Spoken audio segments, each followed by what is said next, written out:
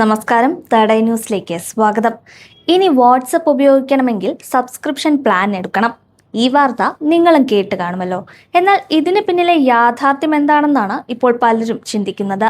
മെറ്റയുടെ ഉടമസ്ഥതയിലുള്ള WhatsApp, Instagram, Facebook എന്നീ പ്ലാറ്റ്ഫോമുകളിലേക്ക് പുതിയ സബ്സ്ക്രിപ്ഷൻ പ്ലാനുകൾ വരുന്നുവെന്ന വാർത്ത സത്യമാണ്. വാട്സപ്പിൽ AI അടക്കമുള്ള പ്രീമിയം സേവനങ്ങൾ ലഭ്യമാക്കുന്നതിന്റെ ഭാഗമായിട്ടാണ് ഈ നീക്കം.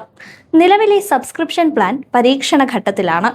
പുതിയ സബ്സ്ക്രിപ്ഷൻ പ്ലാൻ പൂർണ്ണമായും ഓപ്ഷണലാണ്. അതായത് ഉപയോക്താവിന് അവരുടെ ഇഷ്ടപ്രകാരം ഇത് തിരഞ്ഞെടുക്കാം.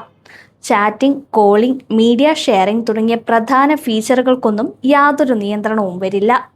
എന്നാൽ പ്രീമിയം പ്ലാൻ തിരഞ്ഞെടുക്കുന്നവർക്ക് വികസിപ്പിച്ച AI ഫീച്ചറുകൾ, എക്സ്ക്ലൂസീവ് സ്റ്റിക്കറുകൾ, പുതിയ ആപ്പ് തീമുകൾ, 3-ലധികം ചാറ്റുകൾ പിൻ ചെയ്യാനുള്ള സൗകര്യം, ആപ്പ് ഐക്കൺ കസ്റ്റമൈസേഷൻ, വ്യത്യസ്ത ചാറ്റ് റിംഗ് ടോണുകൾ എന്നീ പ്രത്യേക ഫീച്ചറുകളാകും ലഭിക്കുന്നത്.